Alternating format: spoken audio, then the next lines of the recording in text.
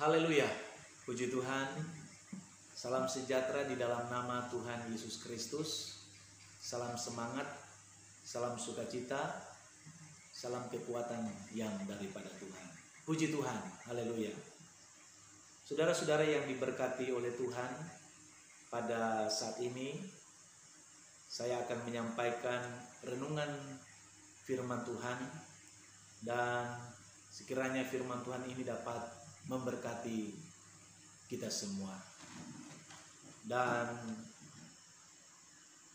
tema atau judul daripada renungan firman Tuhan pada saat ini yaitu 4 pilar keberhasilan dalam keluarga Kristen, ditinjau dari Markus pasal 2 ayat 1 sampai pada ayatnya yang ke-12. Umat Tuhan yang diberkati oleh Tuhan, keluarga Kristen dimanapun berada, kalau berbicara tentang keluarga, ini merupakan sesuatu yang prioritas atau sesuatu yang utama. Yang pertama, bahwa setiap kita sebagai keluarga Kristen menginginkan atau menghendaki bahwa keluarga kita itu sukses, diberkati, berhasil. Namun kalau berbicara tentang kesuksesan, keberhasilan itu bukan hanya berbicara tentang hal-hal lahiriah, atau hal-hal jasmania, tetapi lebih jauh lagi, lebih dalam lagi, kita harus melihat bahwa keinginan atau kerinduan kita bahwa supaya keluarga Kristen ini diberkati secara rohani, atau diberkati secara spiritual. Dalam hal apa? Dalam hal sukacita, damai sejahtera, dan lain sebagainya. Sebab itulah yang sedang kita inginkan, rindukan, idam-idamkan di hari-hari ini, yang menghadapi hari-hari yang semakin sulit, semakin luar biasa. Dan kalau kita melihat, begitu banyak juga keluarga-keluarga yang mulai pada kacau, broken dan lain sebagainya. Seakan-akan kehilangan sukacita, kehilangan damai sejahtera.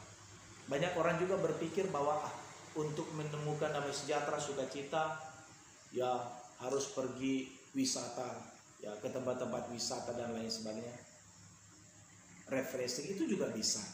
Tetapi yang paling baik, yang paling utama untuk kita bisa melihat kesuksesan, keberhasilan, bahkan sukacita, damai sejahtera yang daripada Tuhan, yaitu mari kita datang kepada Tuhan.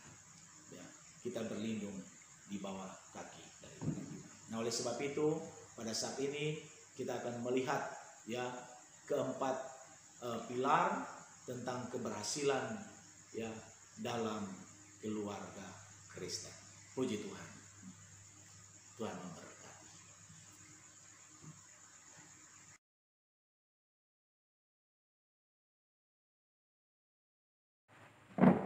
Haleluya. Puji Tuhan. Saat ini kembali kita bisa berjumpa dalam kita menikmati renungan firman Tuhan. Puji Tuhan. Sebelum kita bersama-sama menikmati firman Tuhan, kita akan berdoa bersama-sama. Kita nyanyikan pujian. Ada sebab anugerah-Mu, Ku ada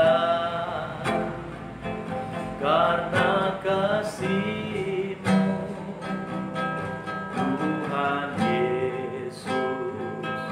Ku berterima kasih buat kasih rahmat-Mu. Ku ada sebab anugerah-Mu. Amin. Ku ada karena kasih-Mu,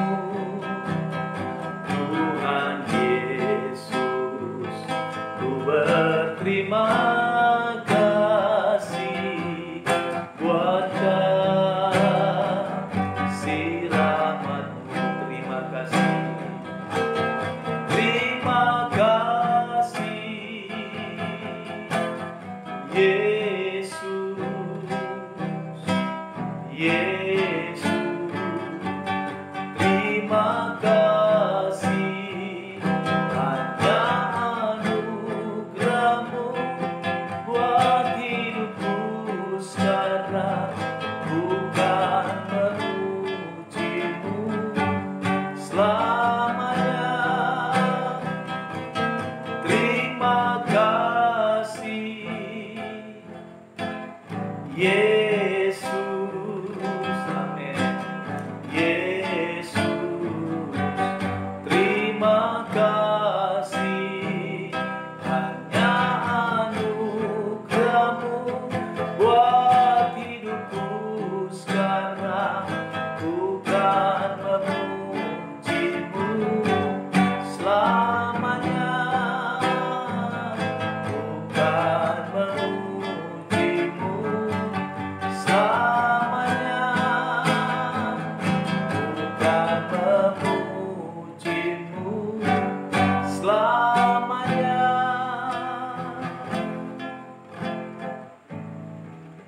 Kita berdoa.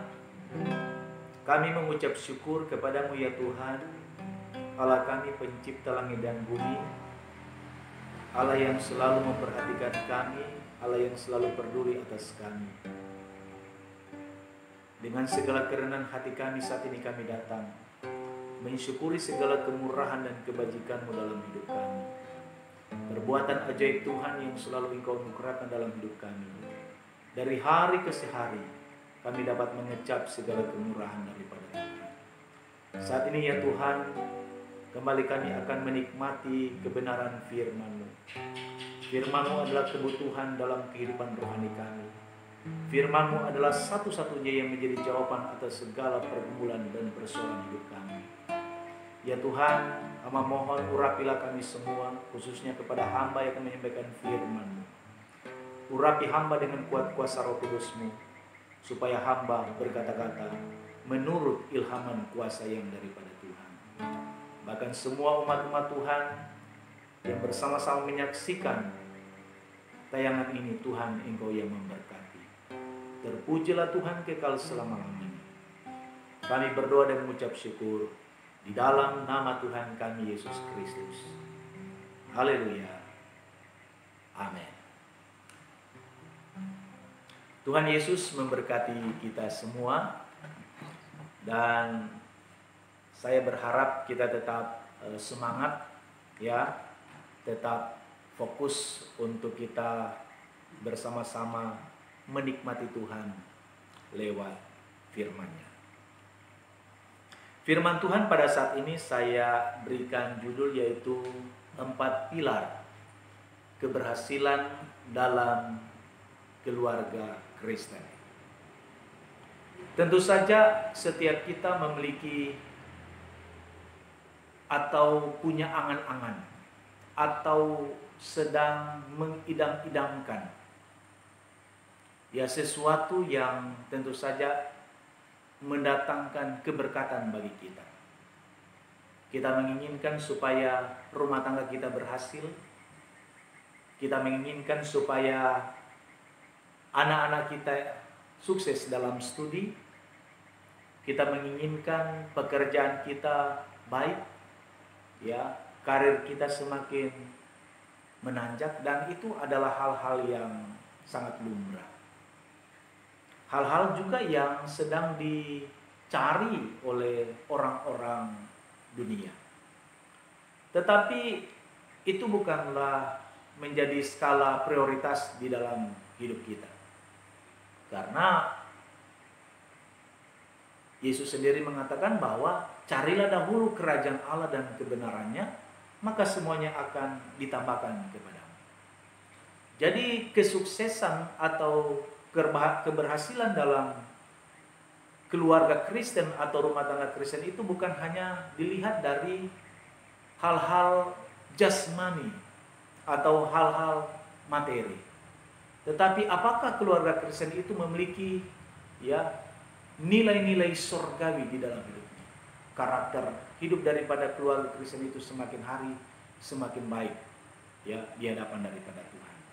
Nah, oleh karena itu pada saat ini kita akan melihat satu kisah yang diangkat oleh firman Tuhan, dan kiranya kisah ini akan menjadi barometer dalam perjalanan hidup kita, tempat untuk kita berpijak, tempat untuk kita bertumpu, untuk melangkah lebih baik lagi ke depan. Puji Tuhan. Mari kita membaca bersama-sama dalam firman Tuhan dalam kitab Markus pasal yang kedua, ayat 1 sampai ayatnya yang ke-12. Markus pasal 2 ayat 1 sampai ayatnya yang ke-12. Baik, saya akan bacakan untuk kita semua.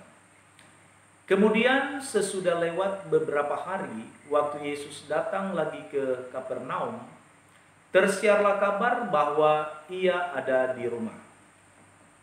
Maka datanglah orang-orang berkerumun sehingga tidak ada lagi tempat, bahkan di muka pintu pun tidak. Sementara ia memberitakan firman kepada mereka. Ada orang-orang datang membawa kepadanya seorang lumpuh digotong oleh 4 orang. Tetapi mereka tidak dapat membawanya kepadanya karena orang banyak itu. Lalu mereka membuka atap yang di atasnya. Sesudah terbuka, mereka menurunkan tilam tempat orang lumpuh itu terbaring. Ketika Yesus melihat iman mereka, berkatalah ia kepada orang lumpuh itu, "Hai anakku, dosamu sudah diampuni." Tetapi di situ ada juga duduk beberapa ahli Taurat.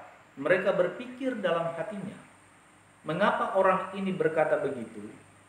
Ia menghujat Allah.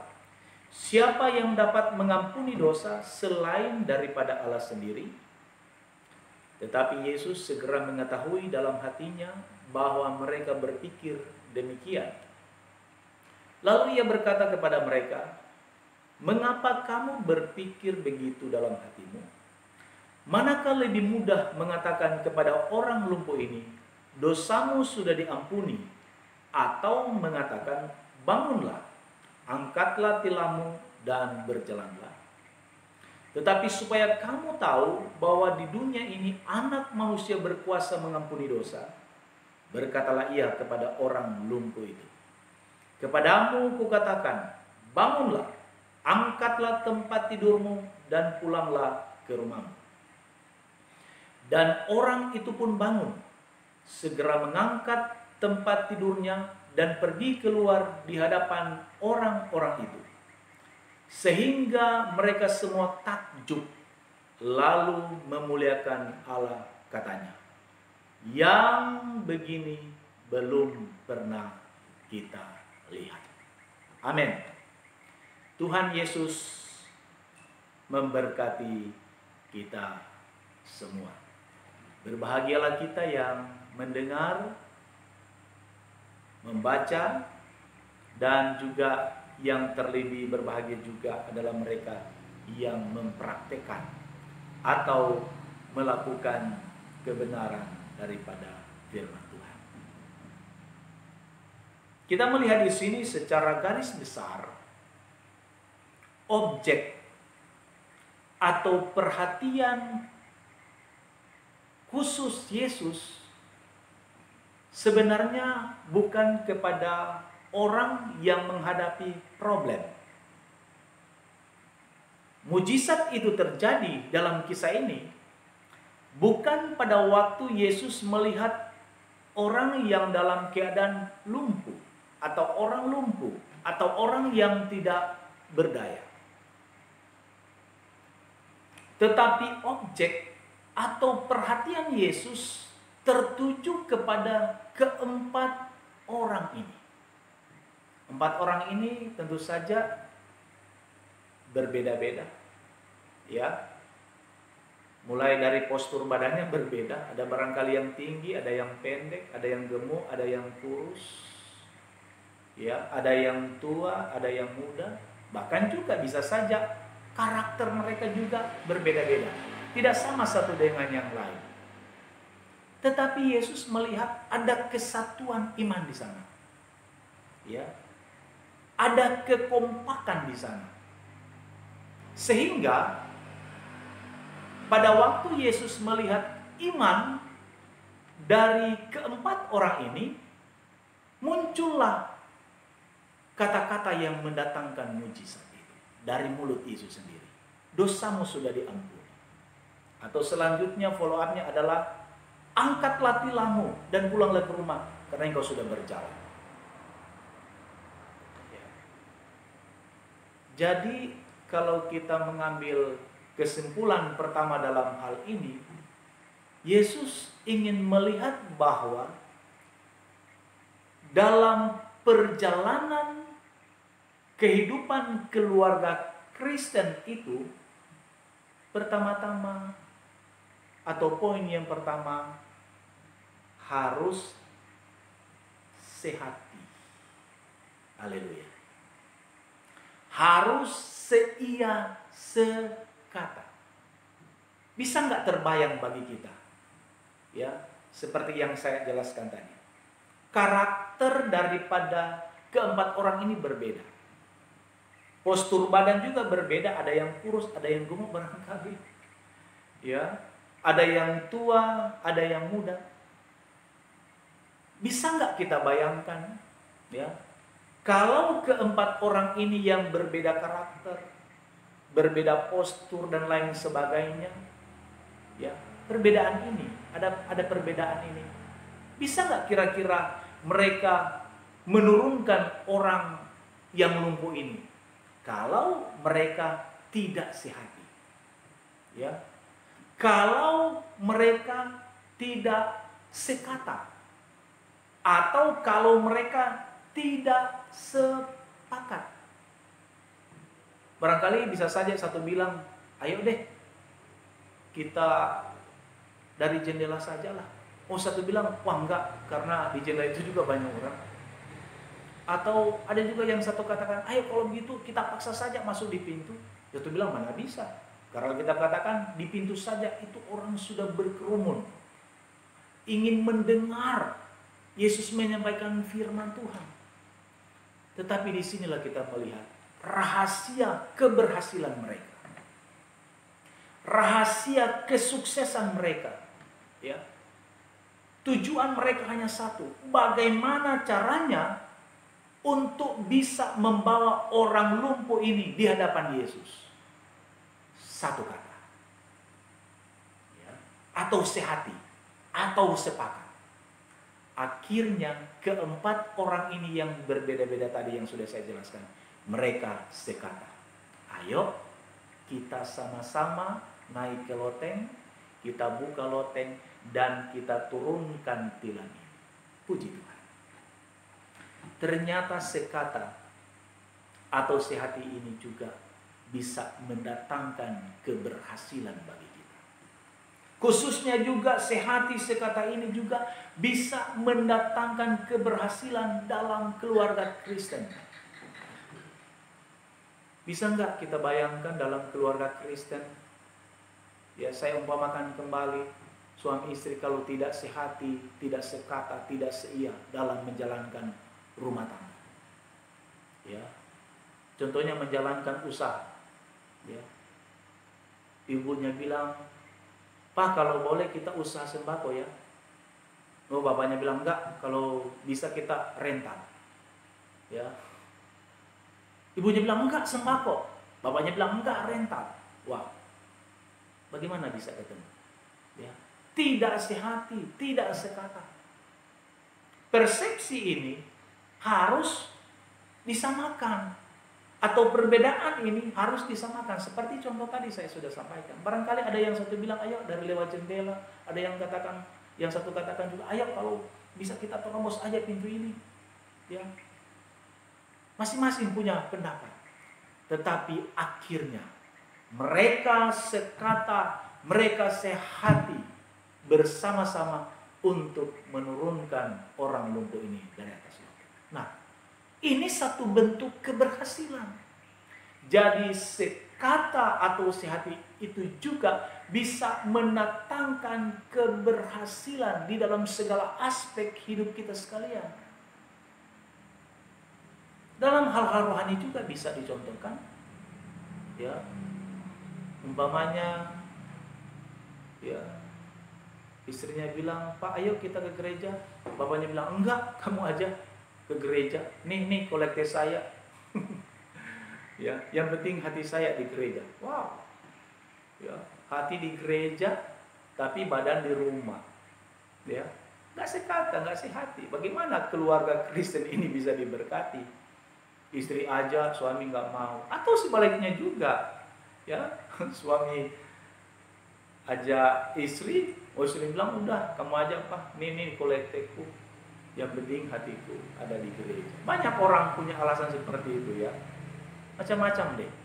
Ya, ini jemaat akhir zaman ya, atau umat akhir zaman. Katanya biar nggak ke gereja, yang penting ya hatinya ke gereja. Coba bayangkan ya, kalau di gereja itu udah hati semua, ada 100 jemaat contoh, lalu hati-hati semua. Apakah hati itu memuji Tuhan? Hati itu menyembah Tuhan? Ya. Bagaimana ya? Jadi sekali lagi, ya, jadi untuk menjadi keluarga Kristen yang berhasil, sekali lagi saya ulangi, mari dalam rumah tangga itu, dalam keluarga Kristen itu harus sekata atau harus sehati sekata. Filipi pasal 4. Mari kita bersama-sama membuka kitab Filipi pasal 4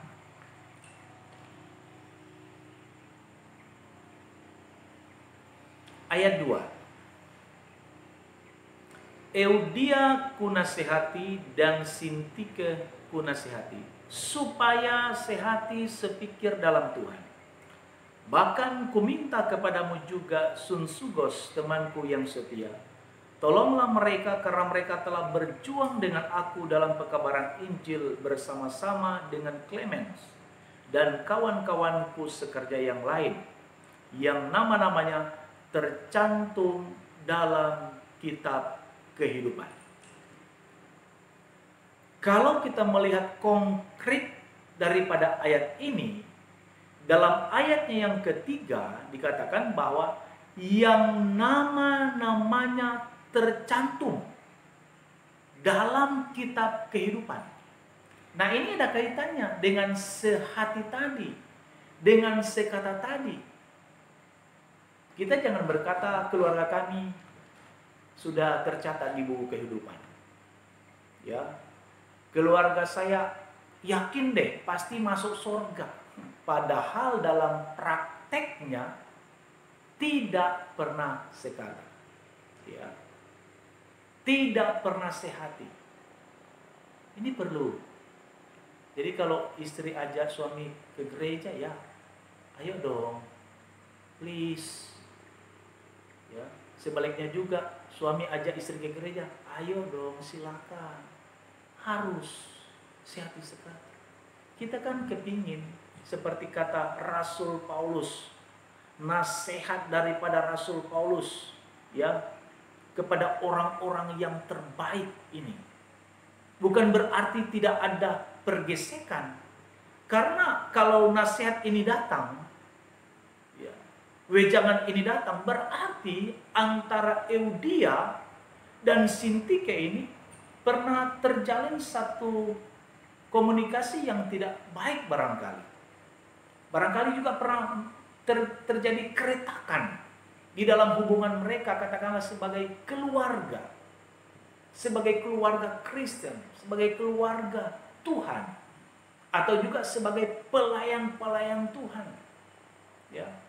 Terjadi barangkali ketidakcocokan satu dengan yang lain.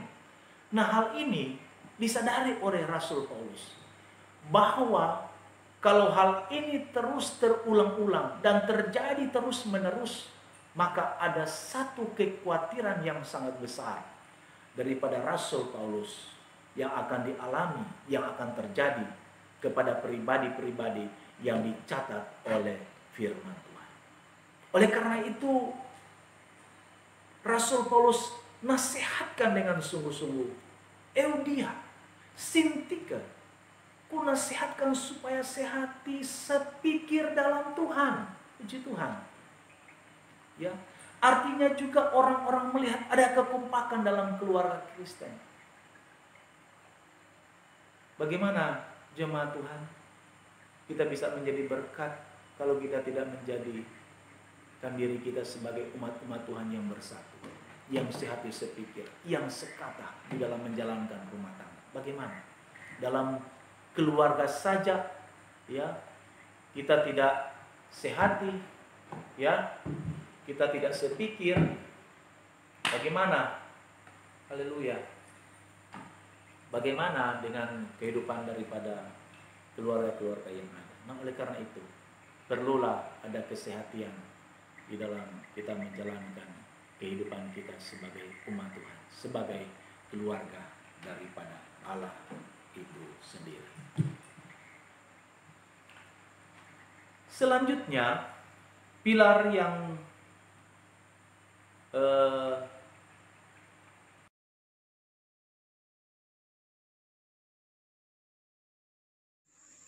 puji Tuhan, kita masuk kepada pilar yang kedua, yaitu saling menghargai, ya. Atau istilah lain, ada aba-aba. Nah, kita bisa membayangkan keempat orang tadi kalau tidak saling menghargai satu dengan yang lain. Oleh karena itu perlu ada aba-aba. Jadi istilah menghargai di sini ada aba-aba.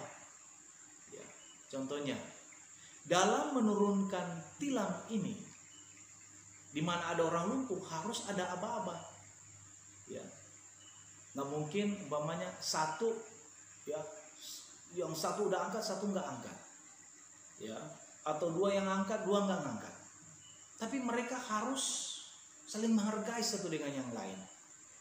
Oleh karena itu, untuk mewujudkan saling menghargai ini harus ada aba-aba, harus ada komando, ya. Dalam kehidupan keluarga Kristen juga seperti itu. Ada komando, ada aba-aba, dan komando dan aba-aba ini harus disepakati bersama-sama untuk menjadikan keluarga Kristen itu sebagai keluarga yang sukses, keluarga yang berhasil, harus saling menghargai. Barangkali hitungnya 1, 2, 3 diangkat bersama-sama, lalu diturunkan bersama-sama. Ya, ada aba-aba, ada yang komando. Nah, demikian juga dalam kehidupan keluarga Kristen. Seorang suami tidak bisa menang sendiri, atau hanya idenya, atau hanya kemauannya saja terus diikuti. Ya, atau sebaliknya juga dalam keluarga Kristen itu tidak serta-merta harus kemauan atau ide daripada istri itu harus terus diikuti. Ini harus sinkron satu dengan yang lain. Ya, harus seimbang satu dengan yang lain. Oleh karena itu perlu saling menghargai satu dengan yang lain. Seorang suami adalah kepala keluarga dalam rumah tangga.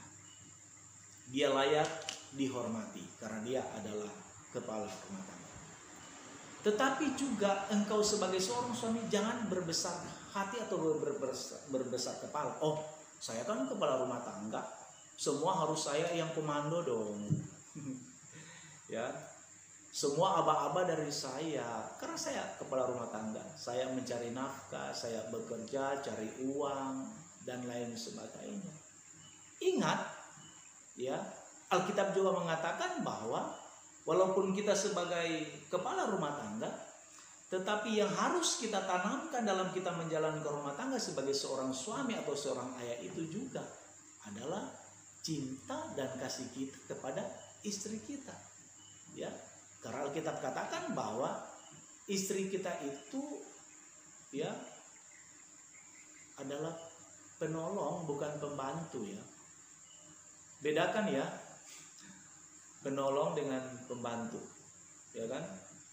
Kalau pembantu di rumah, kalau saudara-saudara atau umat yang punya pembantu ya kapan saja kita perintah, ya bikin ini, bikin itu, ya istri kita nggak bisa jadikan seperti itu ya, jangan jadikan seperti pembantu, ya walaupun memang itu merupakan tugas-tugasnya, ya contoh bikin kopi, bikin teh, bikin susu ya, umpamanya suami pulang kerja, ma tolong dong dibuatin susu, ma tolong dong buatin kopi atau teh, ya udah, itu dengan dasar kasih. Bukan seperti mentang-mentang engkau sebagai kepala rumah tangga pulang dari kerja, umpamanya terima gaji, bawa uang, langsung pak bikin teh, bikin kopi ya, dengan nada yang kasar, dengan nada yang marah dan lain sebagainya. Tidak boleh seperti itu. Jadi sekali lagi untuk poin yang kedua ini, ya pilar yang kedua ini dalam kita mewujudkan keluarga Kristen yang sukses dan yang diberkati oleh Tuhan, mari ya kita harus saling menghargai satu dengan yang lain, ya menghargai satu dengan yang lain. Ada aba-aba, ada komando, berarti di dalamnya ada sepakat. Ya umpamanya istri bilang, ma ayo Pak, ayo kita berdoa. Ini kan, oh iya ya. Ya nanti Papa yang pimpin doa. Doa beston kah, apa doa pagi kah, apa doa malam, ya. Kan ada doa-doa ya pagi, doa malam, atau doa makan. Jangan kalau umpamanya diminta berdoa, udah kamu aja berdoa. Harus kita menghargai, ya. Kita juga menghargai keterbatasan kita, karena suami istri itu kan sudah memahami karakter, ya, mulai memahami keadaan, perilaku, keinginan dan lain sebagainya. Kita hargai, ya, kita hormati dia, kita tahu kelemahan dia, ya udah kita hormati, kita hargai. Jangan ya kita menang sendiri, jangan dengan ego kita menang sendiri. Tetapi ini adalah poin yang penting untuk mendatangkan mujizat dalam rumah tangga kita. Poin yang sangat penting untuk mendatangkan keberkatan dan kesuksesan dalam hidup kita. Bagaimana kita mau diberkati? Bagaimana kita mau sukses? Bagaimana kita akan melihat mujizat yang daripada Tuhan? Kalau dalam rumah tangga itu tidak saling menghargai satu dengan yang lain. Tidak lagi dalam satu komando.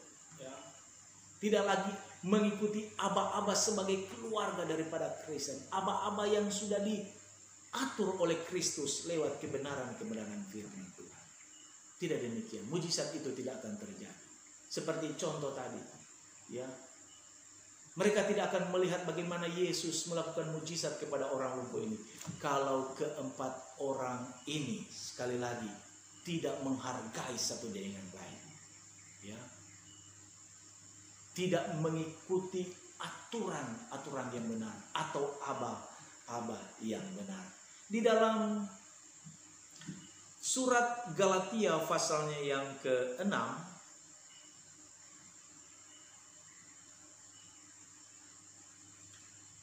ayat 1 bunyinya begini. Saudara-saudara, kalaupun seorang kedapatan melakukan sesuatu pelanggaran, maka kamu yang rohani harus memimpin orang itu ke jalan yang benar dalam roh lemah lembut sambil menjaga dirimu sendiri supaya kamu juga jangan kena pencobaan. Kalau ayat ini kita aplikasikan di tengah-tengah keluarga kita atau di tengah-tengah rumah tangga kita, katakanlah ya, seorang istri melakukan kesalahan. kita sebagai suami harus dengan kebijaksanaan menyikapi persoalan masalah yang dihadapi oleh istri kita. Ya, kita jangan membawa gosip. Ya, sangat memprihatinkan banyak yang terjadi di hari-hari ini. Persoalan rumah tangga, ya, hal-hal yang terjadi dalam rumah tangga menjadi konsumsi publik. Dia cerita sama temannya, ya, dia cerita sama tetangganya, waduh istriku begini, cerewet, contoh ya, istriku boros, dan lain sebagainya. Dicerita, ini berbahaya, ya. Harusnya cari solusi, cari jalan keluar, ya. Hargai dong privasi juga daripada istri, ya. Panggil istri umpamanya kan, masuk di kamar, kenapa, ngobrol, ya. Kalau perlu anak-anak nggak tahu, anak-anak juga aja nggak tahu, apalagi tetangga ya, atau orang lain. Ya, cari solusi, dibicarakan, ya, supaya tidak memalukan. Nah, sebaliknya juga, kalau ada suami yang melakukan kesalahan, seorang istri juga itu harus bersikap seperti itu. Jangan juga seperti tadi, keluar rumah cerita kepada tetangga, kepada orang lain, waduh suamiku begini ya, suamiku begini, di rumah dia begini, pemarah dan lain sebagainya. Ingat baik, ayat Alkitab mengatakan ini, saudara-saudara, kalaupun seorang kedapatan, kalau kita menemukan dalam rumah tangga istri kita seperti saya katakan tadi, melakukan kesalahan, ya, kita ini, ya, sebagai suami, kata Alkitab, harus memimpin orang itu kepada jalan yang benar, ya, dalam roh lemah lembut. Nggak boleh otoriter. Walaupun engkau seorang kepala rumah tangga, nggak boleh otoriter. Tetapi dengan roh lemah lembut. Ini penting.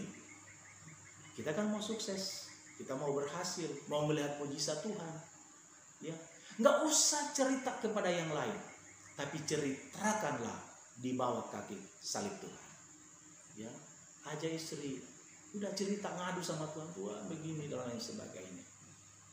Dan sebaliknya juga, ya, seorang istri menemukan suaminya melakukan kesalahan.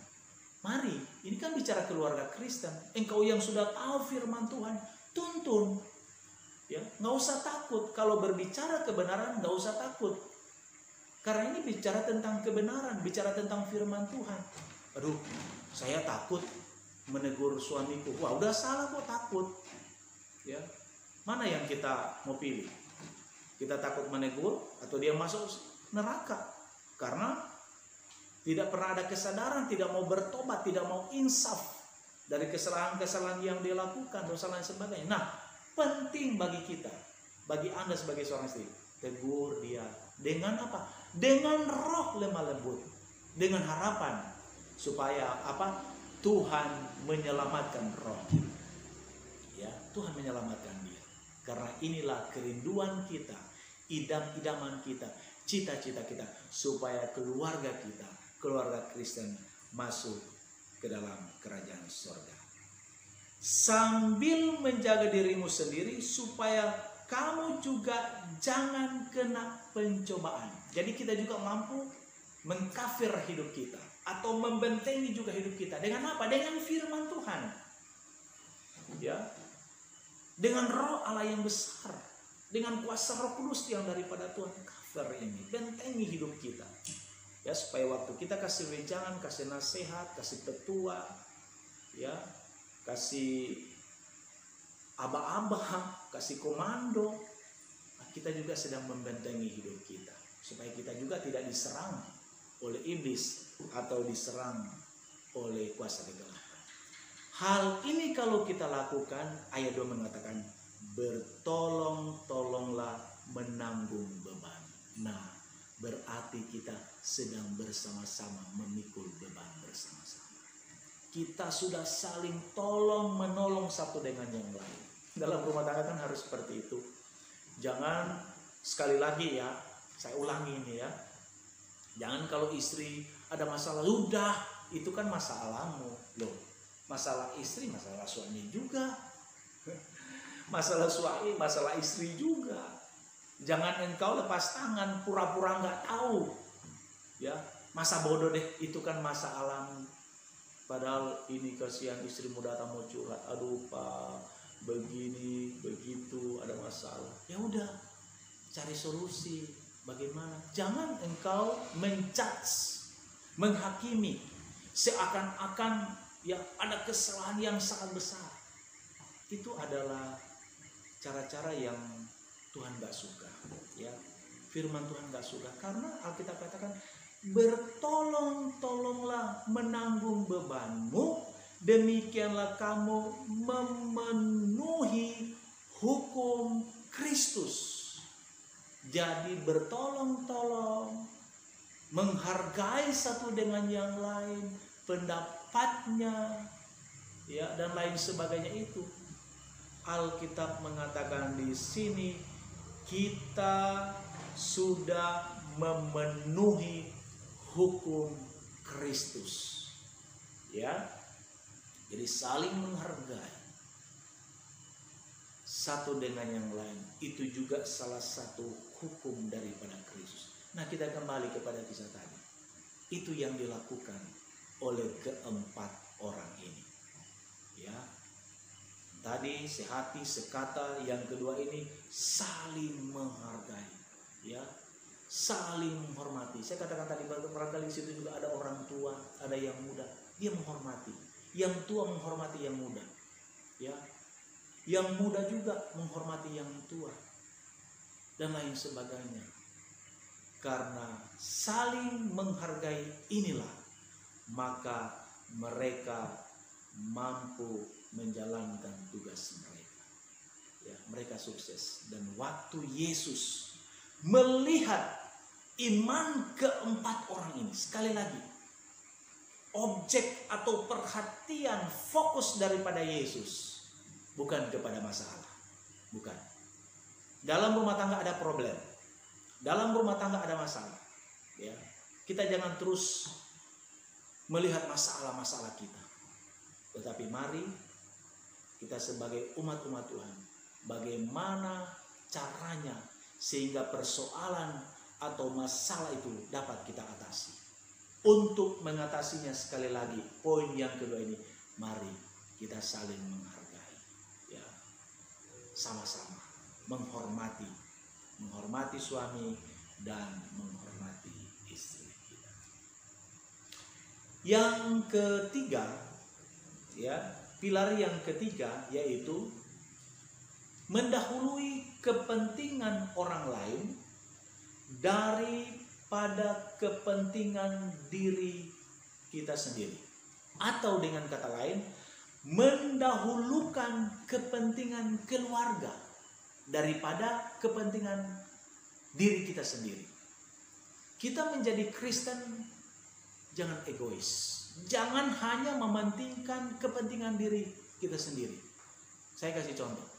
Ya. Sebagai hamba Tuhan, pertama-tama Anda sebagai seorang suami atau seorang pria, contohnya merokok. Ya, merokok ini mementingkan diri sendiri. Saya kasih contoh, satu bungkus katakanlah 25.000. 25.000 itu hanya Anda yang menikmatinya. Istrimu, anak-anakmu tidak nikmati. Atau membelanjakan di hal yang lain. Ya, katakanlah membeli alkohol atau minuman-minuman keras dengan harga umpamanya 50.000. 50.000 itu hanya Anda yang nikmati. Istrimu di rumah tidak, anak-anakmu tidak. Ini namanya mementingkan dirimu sendiri.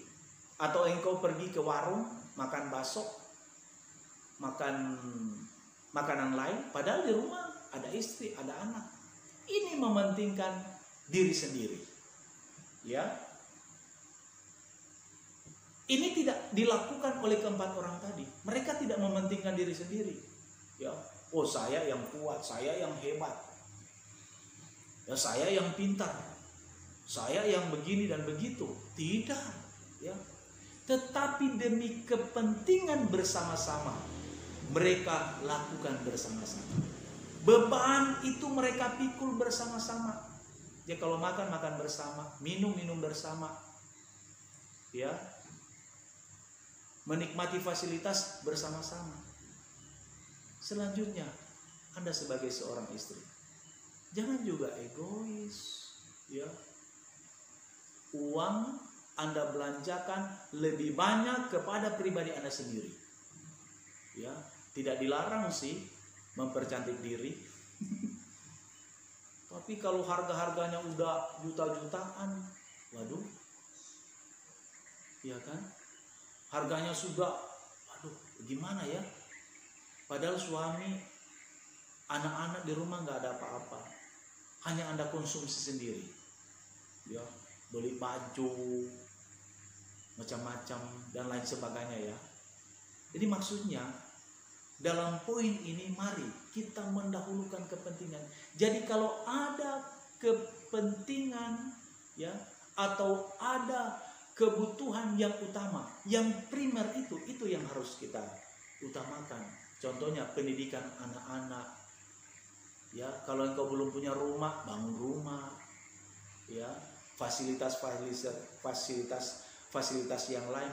Yang mana fasilitas ini bisa dinikmati oleh keluarga bersama-sama. Jadi sekali lagi poin yang ketiga ini juga sangat penting. Ya, kita mari memprioritaskan kepentingan keluarga kita. Ya, daripada kepentingan pribadi. Ya. Bisa saya saling seperti poin yang kedua tadi, saling menghargai. Semuanya itu harus dilakukan dengan komunikasi. Ya. Bahkan poin yang keempat ini yang sudah saya sampaikan ini, yang terakhir ini adalah berbicara tentang komunikasi. Dilakukan semuanya dengan interaksi, bicara dari hati ke hati, transparan. Ini kan perlu dalam perjalanan kehidupan rumah tangga kita. Dan poin yang terakhir ini perlu, yaitu komunikasi. Ya, sangat berbahaya kalau dalam rumah tangga itu sudah tidak ada komunikasi. Ya, ada persoalan tidak lagi dikomunikasikan. Ya, kalau tidur istri menghadap ke barat, suaminya menghadap ke timur, atau istrinya menghadap ke selatan, suaminya menghadap ke utara. Waduh, nggak ada komunikasi lagi. Bangun pagi, diam. Suaminya ngobrol, diam. Nggak ada komunikasi. Ini membuat orang tidak ada damai sejahtera, tidak ada sukacita. Jadi perhatikan, tidak ada komunikasinya, tidak ada komunikasi yang baik dalam rumah tangga. Ya. Kesimpulannya atau ujung-ujungnya tidak ada damai sejahtera. Hati nggak damai sejahtera. Melakukan pekerjaan tidak damai sejahtera. Ya, melakukan sesuatu dalam rumah tidak damai sejahtera karena tidak ada komunikasi. Istri mau ngomong sama suami dia nggak mau. Ya, dia balik badan. Wah, sebaliknya juga. Seorang suami mau ngomong sama istri, wah nggak mau, balik badan. Wah, bagaimana ini? Akhirnya karena istri rumah sudah nggak ngomong, udah keluar rumah. Akhirnya dia pergi bercerita sama yang lain. Bahaya ya, perhatikan baik. Hamba Tuhan mau sampaikan ini bahaya. Ya, akhirnya dia mulai curhat. Curhat. Nah, ini bahaya. Ya, curhatnya bukan di rumah, curhatnya bukan sama istri. Karena apa? Istri cuek, ya, tidak mau berkomunikasi, tidak mau mengobrol, akhirnya curhat kepada yang lain. Baik. Ini adalah awal-awal kehancuran daripada keluarga Kristen. Serius, jemaat-jemaat Tuhan. Ya. Ini adalah awal kehancuran daripada keluarga Kristen. Ya, sudah nggak mau ngobrol di rumah, nggak mau berkomunikasi di rumah, dia ngobrol kepada yang lain. Akhirnya sering itu dilakukan. Berulang-ulang itu dilakukan. Ingat, bisa saja hancur. Tetapi poin ini sangat penting. jalin komunikasi, bangun komunikasi yang baik. Ya, beda pendapat itu biasa, salah paham itu biasa. Ya, siapa dalam rumah tangga itu tidak pernah mengalami persoalan? Ya, salah paham dan sebagainya. Itu sesuatu yang biasa saja dalam rumah tangga, dalam menjalankan rumah tangga. Tetapi pertanyaannya, apakah kita pernah mengkomunikasikan bersama-sama? Sesudah komunikasikan, dan komunikasi yang paling hebat, yang paling luar biasa, kita utarakan kepada Tuhan. Kita ngobrol dengan Tuhan, kita sampaikan kepada Tuhan, ya, kita keluhkan kepada Tuhan. Ya. Orang bilang kita curhat sama Tuhan. Tuhan, ini persoalan rumah tangga kami, ini problem yang kami hadapi. Sampaikan, ya. Hal ini kalau mampu kita lakukan, maka kita menjadi keluarga yang berhasil, keluarga yang hebat. Keempat orang tadi, mereka tetap berkomunikasi, ya. Mereka tetap mencari solusi bagaimana caranya. Mereka bercakap-cakap, mereka berbincang-bincang. Sehingga dengan komunikasi yang baik, dengan usul yang baik, dengan saran yang baik, mereka mampu menurunkan masalah ini. Mereka mampu menyelesaikan masalah yang sangat besar ini. Dan apa kata Tuhan Yesus? Ya. Kita baca kembali ayat itu. Ya. Ayat 5. Tetap ketika Yesus melihat iman mereka, berkatalah ia kepada orang lumpuh itu, "Hai anakku, dosamu sudah diampuni." Keempat fase tadi mereka sudah lakukan, mereka sudah lewati. Ya, mereka sehati, sekata, saling menghargai. Mereka mendahulukan kepentingan bersama-sama daripada kepentingan pribadi. Lalu mereka terus tetap menjalin komunikasi dengan baik satu dengan yang lain. Ini yang ditilik oleh Tuhan. Perbuatan iman ini yang ditilik oleh Tuhan. Perbuatan baik ini yang dilihat oleh Tuhan. Dan pada waktu Yesus melihat, ya, keempat pilar yang ada di dalam keempat orang ini, ya, Yesus sendiri berkata, ketika Yesus melihat iman mereka, berkatalah ia kepada orang lumpuh itu, "Hai anakku, dosamu sudah diampuni." Bahkan di dalam ayatnya yang ke-10, tetapi supaya kamu tahu bahwa di dunia ini anak manusia berkuasa mengampuni, berkatalah ia kepada orang lumpuh ini, kepadamu katakan, bangunlah, angkatlah tempat tidurmu dan pulanglah ke rumahmu. Ada optimisme dalam keluarga. Amin. Ada semangat. Yesus sendiri mau datang dan berkata kepada kita saat ini, bangunlah, ya, sembuhlah, terimalah mujizat daripada Tuhan, terimalah pertolongan yang daripada Tuhan, terimalah kesembuhan yang daripada Tuhan, dan Yesus siap memberkati keluargamu.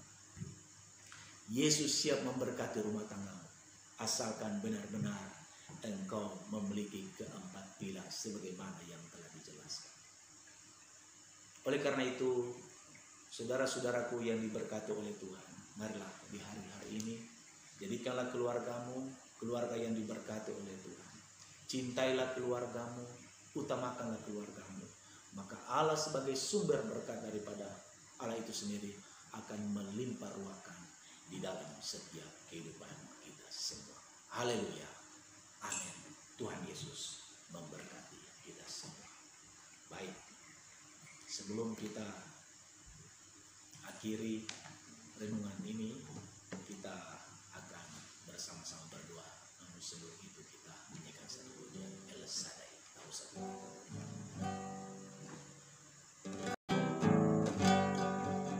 Kita berdoa, Allah El Shaddai, Allah yang Maha Kuasa, Allah yang mampu melakukan segala perbuatan-perbuatan yang ajaib, yang besar dalam hidup kami.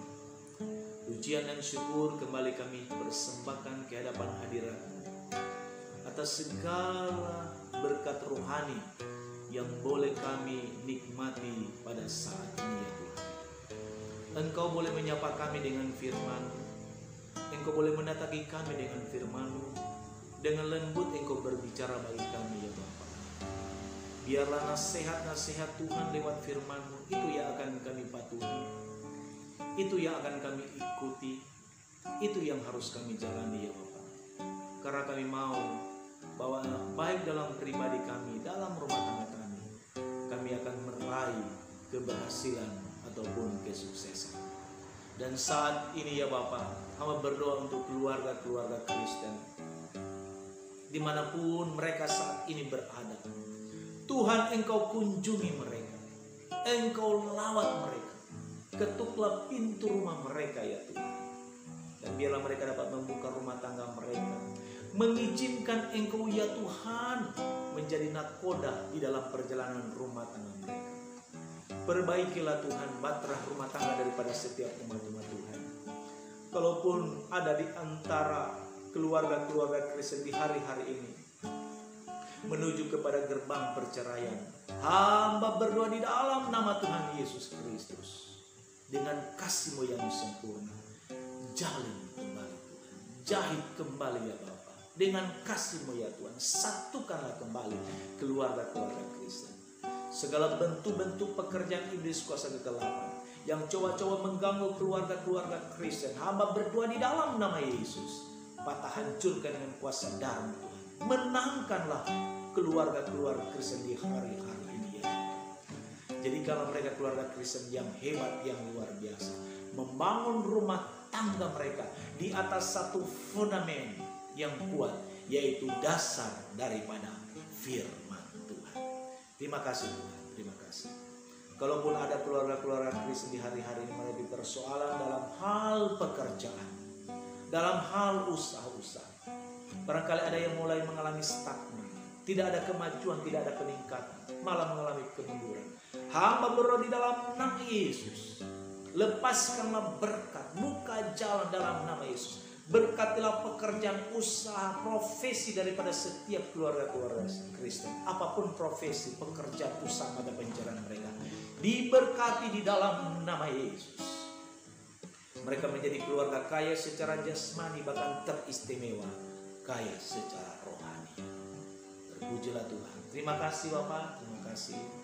Terima kasih Tuhan. Berkatilah Tuhan sarana ini, sarana penginjilan ini yang dipakai untuk memberkati seluruh umat.